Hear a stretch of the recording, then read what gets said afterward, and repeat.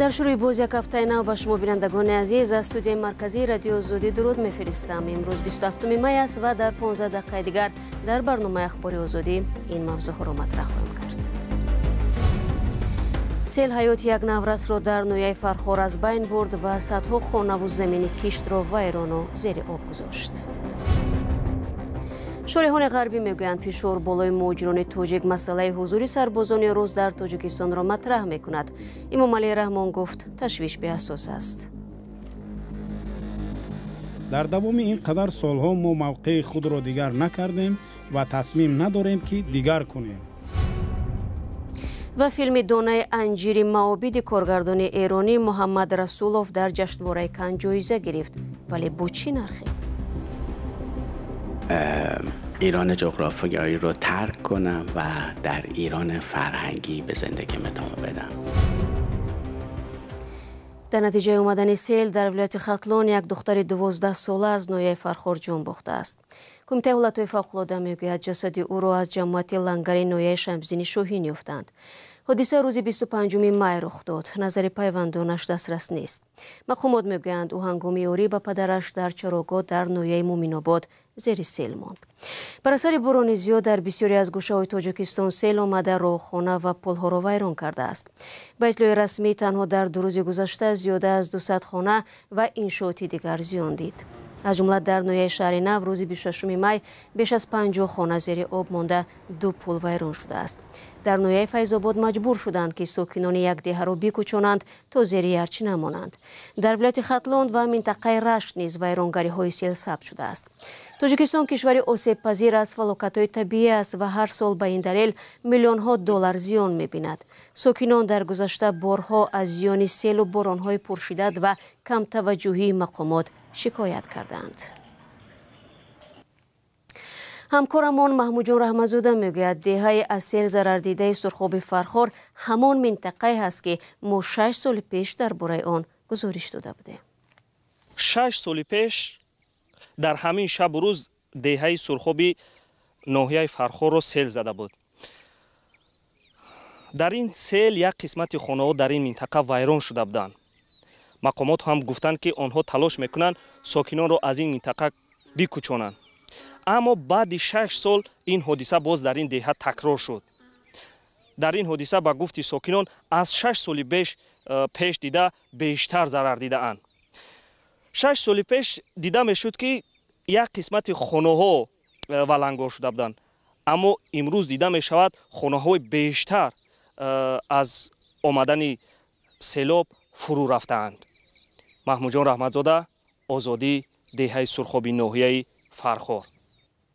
بینندگان عزیز، گزارش مفصل از دهه آفت‌زده فرخار پگاه در برنامه اخبار آزادی پیشکش شما می شود. ولادیمیر پوتین پرزیدنت روسیه به ازبکستان سفر کرده است تا همکاری‌های دو دولت را با شوکت میرزیویف پرزیدنت این کشور بررسی کند. این اولین سفر پوتین به یک کشور آسیای مرکزی بعد از پرزیدنت شدنش است. مهمترین برنامه سفر ساختن نیروگاه اتمی در ازبکستان نام برده می شود. ادامه در گزارش همکارم مومین احمدی. ولادیمیر پوتین پرزیدنت روسیه روز 26 می وارد ازبکستان شد. این سومین سفر 2 روزه پوتین به یک کشور خارجی پس از سوگند یاد کردنش به حیث پرزیدنت روسیه است. او روز 7 می بار 5 پرزیدنت روسیه شد. برخی کارشناسان این سفر را عنعنوی می‌دانند. این اولین کشور در آسیای مرکزی است که پوتین پس از سوگند یاد کردنش سفر میکند. اما در این گپی مهم نیست، چون که ازبکستان رشد میکند و در عموم نه تنها روسیه بلکه دولت‌های دیگر جهان به این کشور توجه میکنند. ازبکستان برای مسکو خیلی مهم است و در قالب نوی میخواهد همکاریش را ادامه دهد که آن پس از حمله روسیه به اوکراین شکل گرفته است. پوتین را کشورهای غربی برای حمله‌اش به اوکراین تحریم کردند. یک دادگاه سازمان ملل متحد نیز قرار بازداشت او را صادر کرده است که سفر او را به برخی کشورها زیر سوال برده است.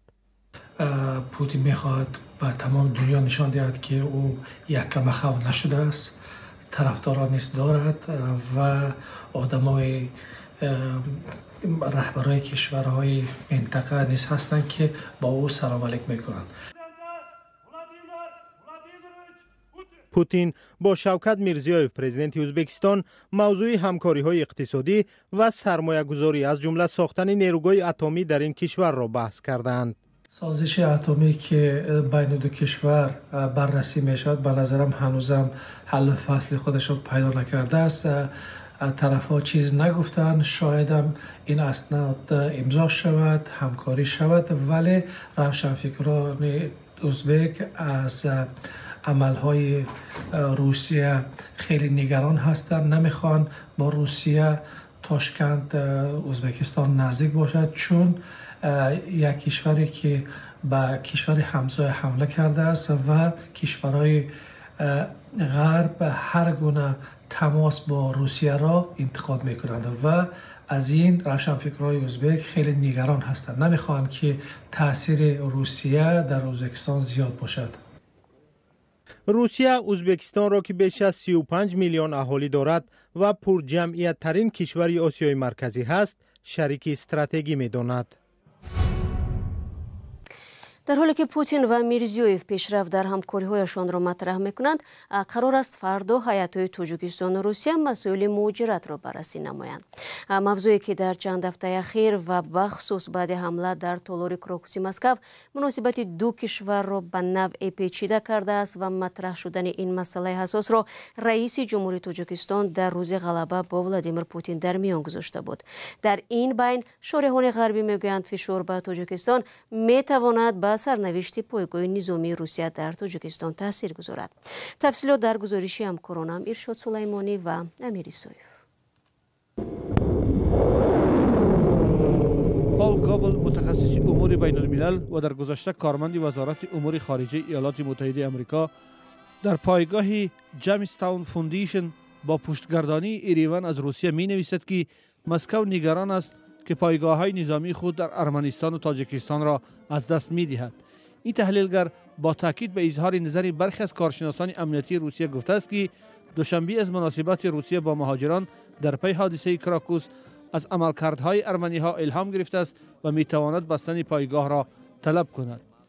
اما امامعلی رحمان رئیس جمهوری تاجیکستان در سفر اخیرش به روسیه گفت کشورش این تصمیم را ندارد.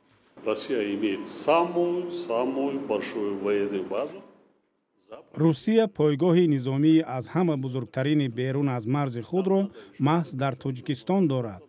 در دوام این قدر سالها ما موقع خود را دیگر نکردیم و تصمیم نداریم که دیگر کنیم. گنرالی بازنشسته و از تشبثکاران قطع حضور مرزبانان روسیه در تاجیکستان نورعلی شاه نظرف میگوید هنوز فرصت چنین پیشنهاد نرسیده است. این وضعیت‌هایی که شده است این قدر وقت نداره با فکر من برای این چیزا را پیشنهاد کردن.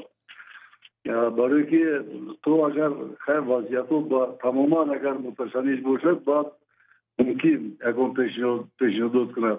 این حادثه‌ای که در مسکو شد و ترور خیلی ترور هیچ که تشریح گرفتن بسیار مشکل است.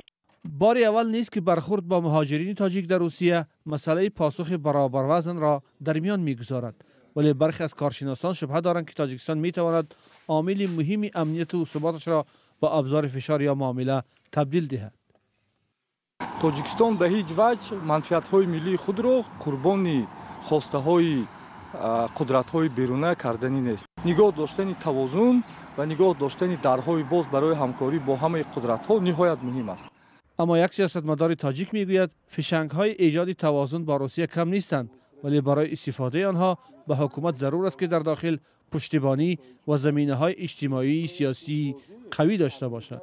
وقتی که برخوردی منفعت‌های دایره‌های معین که می‌خوان بودشون در قدرت تمدید کنند و از منفعت‌های حکومتی استفاده برند و از جمله از ثروت‌های زیرزمینی طبیعی و غیره و این چنین منفعت‌های گیوستراتژیکی و ژئوپلیتیکی تاجیکستان پیدا می‌شد و عوض اولویت‌ها در سیاست خارجی وابسته به امنیت اقتصادی و منفعت‌های ملی اینجا از اراده سیاسی بیشتر رئیس جمهوری تاجیکستان وابستگی دارد.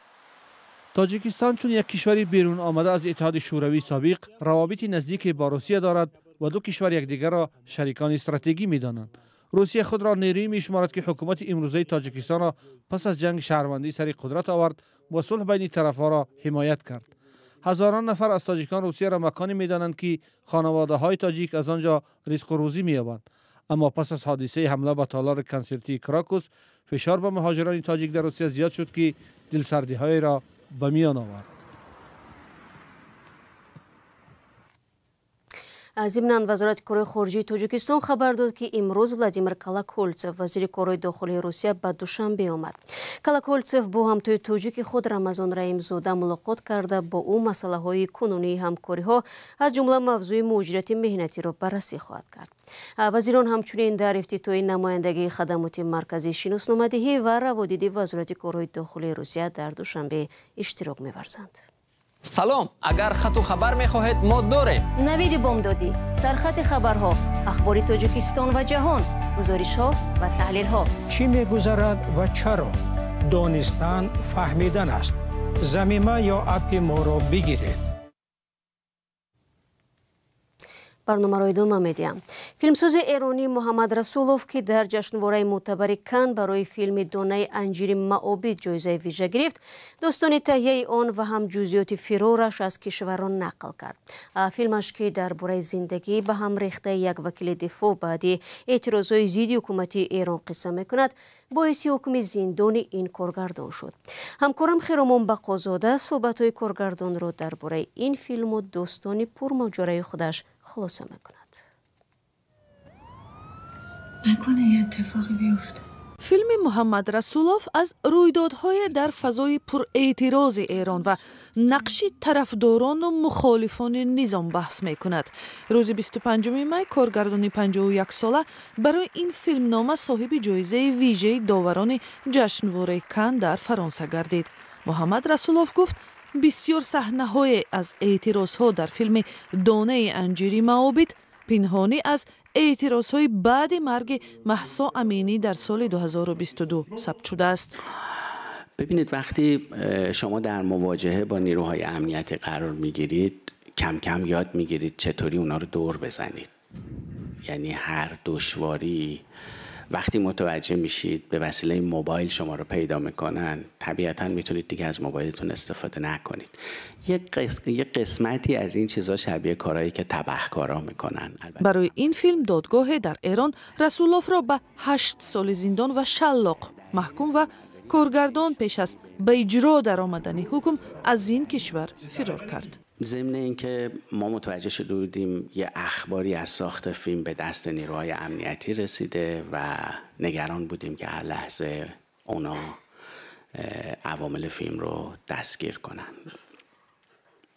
تنها کاری که من میتونستم بکنم این بود که ظرف چند ساعت تصمیم بگیرم و از خودم سوال کنم میخوام برگردم زندان یا میخوام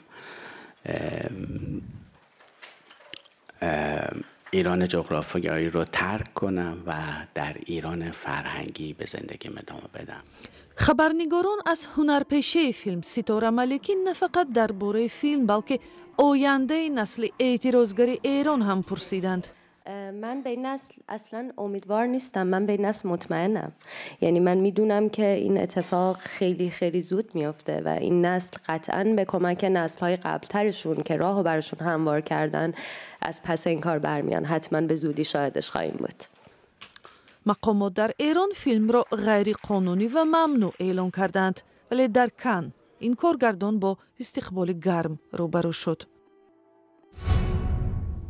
دوستان عزیز، با همین مطلب نشر نوبتی برنامه اخبار آزادی را به پایان میبرم. سپاس از یکایک شما برای همراهی.